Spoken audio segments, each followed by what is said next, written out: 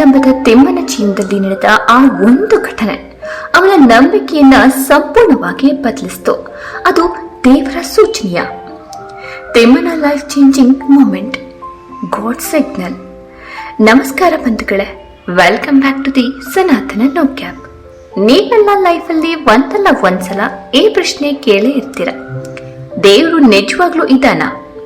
ನಮ್ಮ ಸುತ್ತಮುತ್ತ ತುಂಬಾ ಜನ ಹೇಳ್ತಾರೆ, ಎಲ್ಲ ನಮ್ಮ ಕೈಲೇ ಇದೆ ಬಾಸ್, ದೇವರು ಅನ್ನೋದೆಲ್ಲ ಬರೀ ಇಮ್ಯಾಜಿನೇಷನ್ ಅಂತ.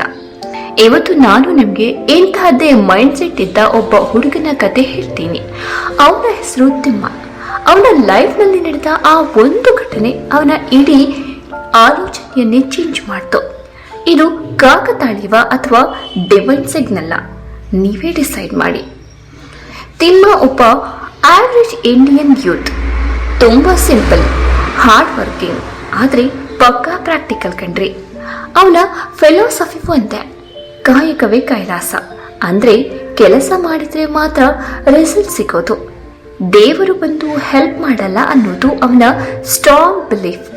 ಅವನ ಫ್ರೆಂಡ್ಸ್ ಯಾರಾದ್ರೂ ದೇವಸ್ಥಾನಕ್ಕೆ ಹೋದ್ರೆ ಅಥವಾ ಹರಕೆ ಕಟ್ತೀವಿ ಅಂದ್ರೆ ಸಾಕು, ತಿಮ್ಮ ಅವರಿಗೆ ಸಿಕ್ಕಾಪಟ್ಟೆ ರೋಸ್ಟ್ ಮಾಡ್ತಿದ್ದ.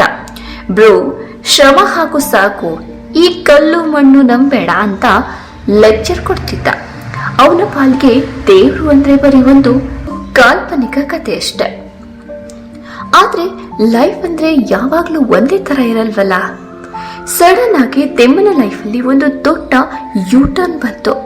ಮೊದಲು ಅವನು ಮಾಡ್ತಿದ್ದ ಕೆಲಸ ಹೋಯ್ತು, ಆಮೇಲೆ ಸೇವಿಂಗ್ಸ್ ಎಲ್ಲ ಖಾಲಿಯಾಗಿ ಫೈನಾನ್ಷಿಯಲ್ ಕ್ರೈಸಿಸ್ ಶುರುವಾಯ್ತು. ಯಾವಾಗ ಕೈಲಿ ದುಡ್ಡು ಇಲ್ವೋ ಆವಾಗ ಫ್ರೆಂಡ್ಸ್ ಕೂಡ ಒಬ್ಬೊಬ್ಬರಾಗಿ ಎಸ್ಕೇಪ್ ಆಗೋಕೆ ಶುರು ಮಾಡಿದ್ರು. ಎಷ್ಟು ದಿನ ನನ್ನ ಶ್ರಮದಿಂದಲೇ ನಾನು ಬದುಕೋದು ಅಂತಿದ್ದ ತಿಮ್ಮನಿಗೆ ಇವಾಗ ತನ್ನ ಶ್ರಮದ ಮೇಲೆ ಡೌಟ್ ಬರೋಕೆ ಶುರುವಾಯಿತು. ಯಾಕಂದ್ರೆ ಅವನು ಎಫರ್ಟ್ ಹಾಕಿದ್ರು ಯಾವುದು ವರ್ಕ್ ಆಗ್ತಾನೆ ಇರಲಿಲ್ಲ. ಜೀವನ ಅವನಿಗೆ ಒಂದು ದೊಡ್ಡ ಹೊರೆ ತರ ಅನಿಸ್ತು. ಒಳಗೊಳಗೆ ಅವನಿಗೆ ಸಿಕ್ಕಾಪಟ್ಟೆ ಫ್ರಸ್ಟ್ರೇಷನ್, ಕೆಲವೊಂದಿಷ್ಟು ಕ್ವೆಶ್ಚನ್ಸ್, ಆದ್ರೆ ಉತ್ತರ ಮಾತ್ರ ಇರ್ತಿರ್ಲಿಲ್ಲ. ಒಂದಿನ ಸಂಜೆ ಮಳೆ ಬರೋ ಮುನ್ನ ಇರೋ ಕತ್ಲಲ್ಲಿ ತಿಮ್ಮ ಒಬ್ಬನೇ ರೋಡ್ ಸೈಡ್ ಕುಳಿತಿದ್ದ. ಇಡೀ ಪ್ರಪಂಚವೇ ಅವನ ವಿರುದ್ಧ ನಿಂತಿದೆ ಅನ್ನೋ ಫೀಲಿಂಗ್. ಅಷ್ಟರಲ್ಲಿ ಸಡನ್ ಆಗಿ ಒಬ್ಬ ಅಜ್ಜ ಅಲ್ಲಿಗೆ ಬರ್ತಾರೆ. ತುಂಬಾ ಸಿಂಪಲ್ ಆಗಿ ಕಾಣೋ ಆ ಅಜ್ಜ, ಆದ್ರೆ ಅವರ ಕಣ್ಣಲ್ಲಿ ಒಂದು ವಿಚಿತ್ರವಾದ ಒಳಪು. ಅಜ್ಜ ತಿಮ್ಮನ ಹತ್ರ ಬಂದು ಕೇಳಿದ್ರು, ಯಾಕ್ ಮಗ ಇಷ್ಟು ಟೆನ್ಷನ್ ಅಲ್ಲಿದ್ಯಾ? ತಿಮ್ಮನಿಗೆ ಯಾರಿಗಾದ್ರೂ ತನ್ನ ಬೇಸರ ಹೇಳ್ಕೋಬೇಕು ಅನ್ಸಿತ್ತು. ತನ್ನ ಎಲ್ಲಾ ಕಷ್ಟವನ್ನ ಹೇಳ್ಕೊತಾನೆ. ಅದನ್ನೆಲ್ಲ ಕೇಳಿದ ಮೇಲೆ ಅಜ್ಜ ಒಂದು ಮಾತು ಹೇಳ್ತಾರೆ, ಅದು ನಮ್ಮೆಲ್ಲರಿಗೂ ಅಪ್ಲೈ ಆಗತ್ತೆ. ನೋಡು ಮಗ, ದೇವರು ಯಾವಾಗ್ಲೂ ಆಕಾಶದಿಂದ ಹಾರುತ್ತ ಬಂದು ನಿನಗೆ ಚೀಲದಲ್ಲಿ ದುಡ್ಡು ಕೊಡಲ್ಲ. ಅವನು ಒಬ್ಬ ವ್ಯಕ್ತಿಯ ರೂಪದಲ್ಲೋ ಅಥವಾ ಒಂದು ಅವಕಾಶದ ರೂಪದಲ್ಲೋ ನಿನ್ನ ಹತ್ತಿರ ಬರ್ತಾನೆ. ಹೀಗೆ ಹೇಳ್ತಾನೆ ಅಜ್ಜ. ಪಕ್ಕದಲ್ಲೇ ಒಂದು ಕಡೆ ಕೆಲಸ ಖಾಲಿ ಇದೆ, ಅಲ್ಲಿಗೆ ಹೋಗುವಂತ ಒಂದು ಅಡ್ರೆಸ್ ಕೊಡ್ತಾರೆ. ತಿಮ್ಮನಿಗೆ ಜಾಸ್ತಿ ನಂಬಿಕೆ ಇರಲಿಲ್ಲ, ಆದ್ರೆ ಟ್ರೈ ಮಾಡೋಣ ಅಂತ ಅಲ್ಲಿಗೆ ಹೋಗ್ತಾನೆ.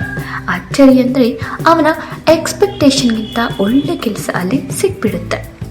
ಕೆಲಸ ಸಿಕ್ಕಿ ಕೆಲವು ದಿನ ಆದ್ಮೇಲೆ ತಿಮ್ಮನಿಗೆ ಆ ಅಜ್ಜನ ಮೇಲೆ ಒಂದು ಗೌರವ ಮೂಡುತ್ತೆ. ಅವರಿಗೆ ಥ್ಯಾಂಕ್ಸ್ ಹೇಳಬೇಕು ಅಂತ ಅದೇ ಜಾಗದಲ್ಲಿ ಹೋಗ್ತಾನೆ.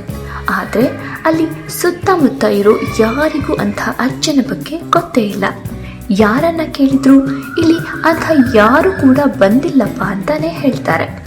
ತಿಮ್ಮನಿಗೆ ಸಡನ್ ಆಗಿ ಮೈ ಜುಮ್ ಅಂದಂಗೆ ಆಯಿತು. ಅವನ ಮೈಂಡಲ್ಲಿ ಸಾವಿರ ಪ್ರಶ್ನೆಗಳು. ಆ ಅಜ್ಜ ಯಾರು? ಬರೀ ಸ್ಟ್ರೇಂಜರಾ ಅಥವಾ ತನ್ನ ಕಷ್ಟ ಕೇಳಿ ದೇವರು ಕಳಿಸಿದ ಒಬ್ಬ ಏಂಜಲ್ಲ?